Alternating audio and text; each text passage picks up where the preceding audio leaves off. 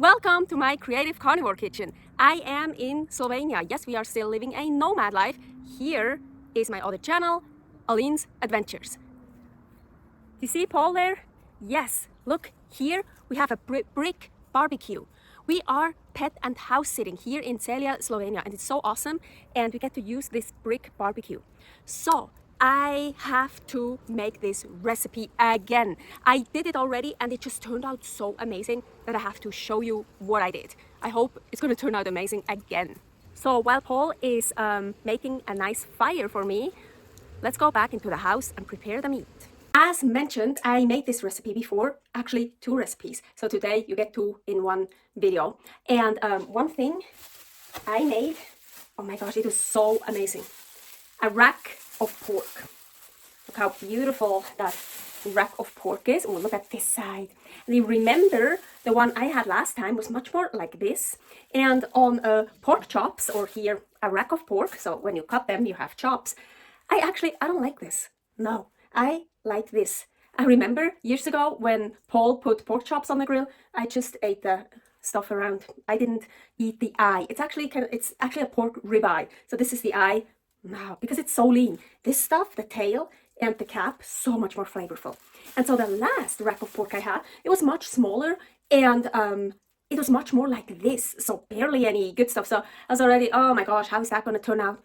It was absolutely fantastic, amazing, delicious, juicy. This part, everything, all of it. So I have to show you, and I so hope I can recreate it. So this is the rack of pork we're going to use. I'm going to use. I don't know what you're doing. The second thing I did was this was one of these beef ribs. But I had a much longer one, so the ribs were much longer. So so bigger and longer. So now they only had, this was kind of the biggest, that was the biggest part they had. So I got that one. But it doesn't matter. It's well, you can use whatever beef. But it was also like a thick beef rib part. So I love this. Look at that. Ooh, look. So I hope I can recreate what I did with that last one. This is kind of like, it's like sliding off. It's actually here. So yeah, so I like these thick beef rib parts. So all I'm gonna do here in the kitchen is basically I just salt it and put it in a bowl to bring it out to the barbecue. Here I have Trapani sale, Sicilian salt. We got that from Split, Croatia. Yeah. Here is a video about Carnivore in Split, Croatia. Yes. So I just took a whole bunch of salt and kind of rubbed it in. And I remember with the beef ribs, what I actually did, I think even 2 days before, yes, I just, I salted it all over and I left it in the fridge for like 2 days and just kind of turned it around and let it dry out a bit. So basically I aged it in the fridge. So you can totally do that. By the way, you can do that with all kinds of meat. It's so delicious. Just put salt all over it and age it. Put it on a plate or in a bowl and keep turning it around, and it probably will draw water, so you will have liquids in here, meat juices, and I just dry it off, so to dry it out more. But this time I'm not going to do that, so I'm just going to use it as it is. And I think here in Slovenia the beef is a little bit aged. In Turkey, in Serbia, and in Albania, it seemed like the meat wasn't really aged and it wasn't that good, honestly. I feel like the ribeyes were just much tougher. So same with this. The pork I didn't age in the fridge last time. So like this time I just put salt all over it. Lots of salt. And I massage it in. Ooh. So now I'm just gonna wait until Paul tells me the fire is ready. Oh, we have a nice fire here. Start with that one. Just place it in the flames. Same with that one. I want to sear it all the way around, everywhere, and pretty well. So maybe even scorch it a little bit, like a really well sear. That's my favorite way to barbecue, by the way, into the flame. Kissed by the flames. Oh yeah, do you see this? Oh. So this is better. We put it one higher up. The flames are pretty high, so it was too low. It was from last time I was grilling. So that one here, oh my gosh, the flames were so high. I couldn't get it out with those forks. I don't have any tools here, so I had to use this one here. So yeah, this is enough. I just need them kissed by the flames, not like burned by the flames. And I really want to get every side. You see also the top and the bottom here, really all around, everywhere. I want to nicely sear it. So once you're happy with what you see on the outside of these, like nice color, you put them on indirect heat. So you see, I put them to the side. I gotta be careful here. And I want the fire here in the middle. So now I'm just gonna leave them there and I can barbecue something else if I like. By the way, it's really beautiful where we live. Ooh, there's Aya. Aya! It is so beautiful here. Also really quickly, look. First time using new tripod. The other one broke. This one is still the old stuff, but the tripod is new and it's not some bullshit, just plastic shit. This is actually good. It's really cool, the handle. Oh, it's really so much better. It's also a little bit more expensive, but 40 euros here in Slovenia.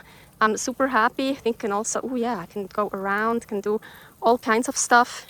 And also these I can do individually. So when I'm like here, not on even terrain, I can make it even. I love it. Okay, so I'm done grilling and it's still just to the side. Now, I have here a thermometer to get the internal temperature, but I remember last time when I made it and it turned out so absolutely delicious, I actually never got it to where it should get, 165 internal temperature, but I never got it that high, I remember. But Paul said, oh, it's been there long enough, it's good, and it was perfect. So when I measured it last, it was 100, and this is still pretty hot, it's here to the side. And but that one is also much bigger than the other one. I didn't time it last time, how long I left it on. I just left it on while we barbecued. Then we actually went inside and ate and it was still there. I just left it here. And then at some point I just got it and brought it back in and thought I'm gonna finish it in the oven. But it was finished. It was amazing, it was perfect. So I really don't know, this is just, yeah, so I'm gonna leave it a little bit longer. It's been on for probably 50 minutes, like 42 minutes after I sealed it all the way around. So maybe I sealed it for 10 minutes, I don't know. Yeah, sometimes I do stuff really just by feeling and hoping and praying. Okay, I brought it inside. I think it's about an hour and 10 minutes all in all that it was on the grill, but I really don't know. I so hope last time it turned out so amazing. Okay, actually, here, the pork is for now. The beef is not done because it's ribs. Beef ribs should be slow roasted, like for a very, very long time. It should be falling off the bone. That's not even close to that. This here I'm actually gonna finish tomorrow. So now, just about the pork. So, and then I just cut it open and it was perfection. It was juicy, it was delicious, it was, oh my gosh. I hope I'll get the same or at least a similar result now. So this end looks very beautifully, but this is the much leaner part. And I want to start cutting from this end where it's kind of bulging out. Then for a nice picture, maybe, yeah, so I still have this intact.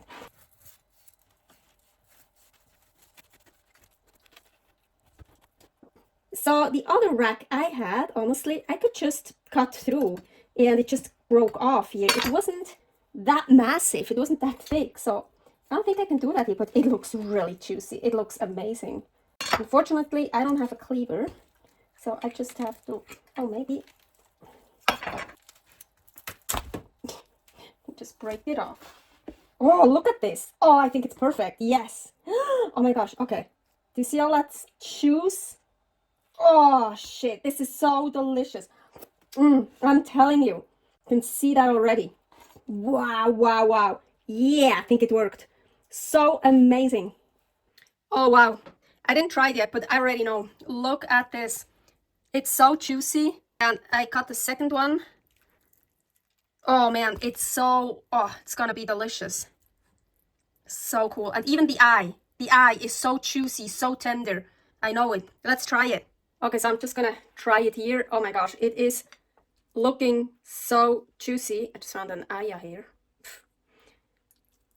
Oh my gosh, I think I'm not so sure about this part here. That looks dry. You know, it's that layer on top that one didn't have. So I really want to show you like the eye, the one I'm really not a fan of. Oh my gosh. It's so good. Needs more salt, of course. That one usually dries out and I hate it. I don't like it. It's so lean, it's dry. It's so delicious. Now that thing here, that looks dry. That one is well, here, I also got the end. That one is a bit dry. No. Here with the cap, the tail. So juicy. This here's the end piece. Those are usually drier. Well, yeah, of course, because it's all seared.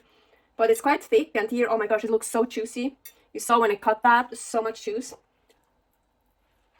Here, of course, the end's a bit dry, but oh my gosh, amazing. Okay, I have to admit something. I think the one I did first was even a bit better. Somehow, even more tender and more juicy. But just a smidge, just a tiny bit. But then also, you know, every piece of pork is different. Every animal is different, so... Oh my gosh, you need to see this. I'm getting more and more juice here. Do you see this? Oh my gosh, don't throw away the juice. I always love the juice. Always save it. Now it just...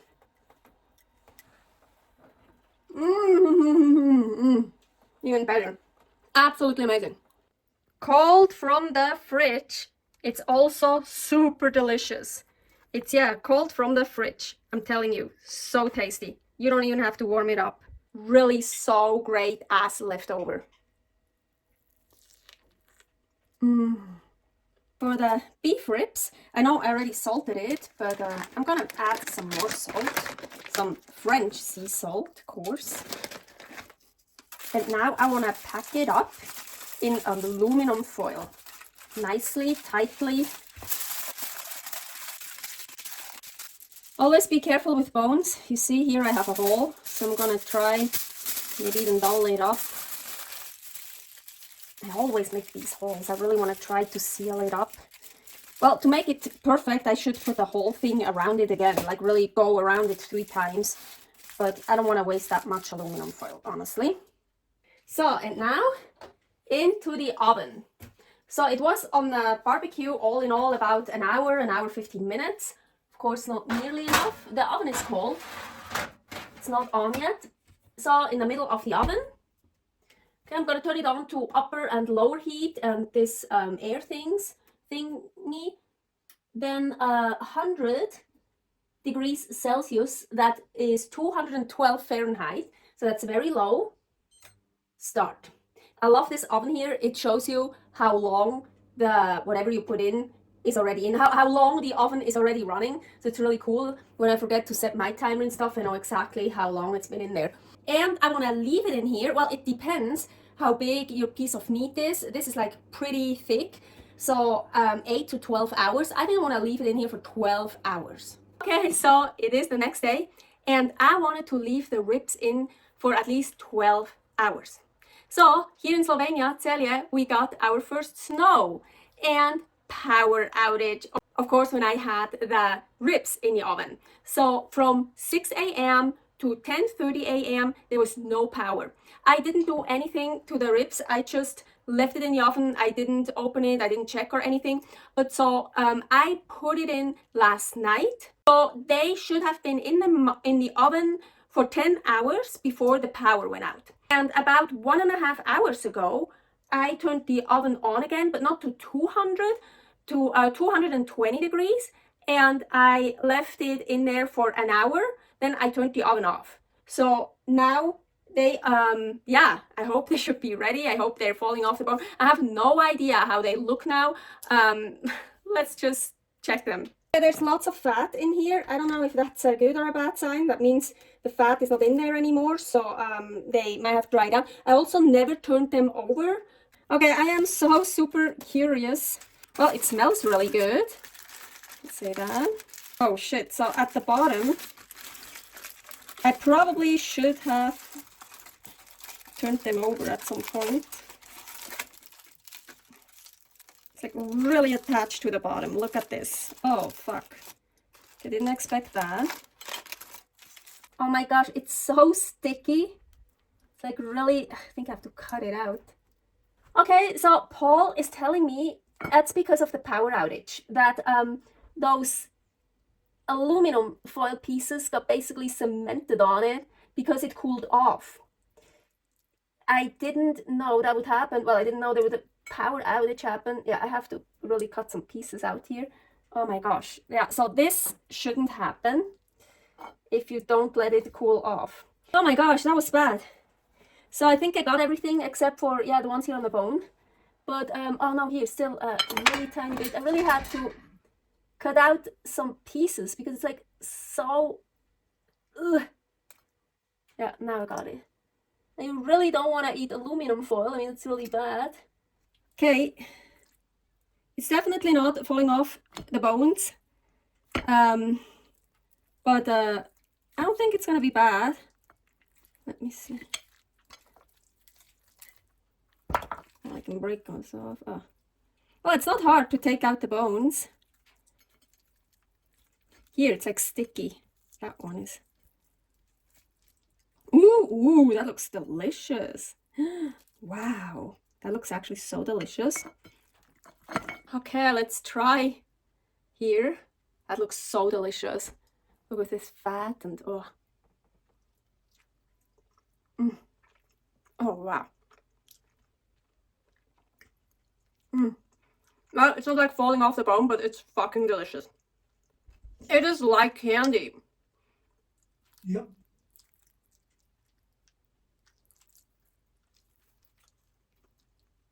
Okay, here.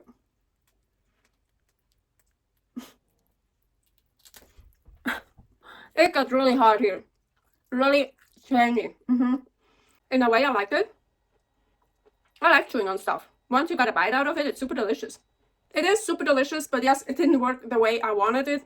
It definitely didn't work out the way I wanted at all, but it's still super delicious. But yeah, really like tangy on the surface there. But as I said, I actually like that. I like chewing on stuff. I like eating stuff that is not eaten so very fast. So for a while I can chew on something. And here, this here on the bone, it's like in the middle, the inside is super delicious. It's like so good. It's so sticky. It still turned out delicious. So the aluminum stuff happened because it cooled down because of the power outage. But this here is because I burned it too much on the grill. But I actually really like it. So this here is not here. It's not hard at all or chewy. This is like, it's super delicious. Paul has more the middle part. Here it's like so nice. And that one, essentially, look, it's hard to get a bite out, but then it's still super delicious. It's like hard. But I love it. I really love it, even though it didn't turn out the way I wanted. Thank you very much for watching another episode. Subscribe here, Creative Carnivore Kitchen, for many more recipes. And if you want, also subscribe here for my nomad life, Aline's Adventures. Servus! Stay happy, stay healthy.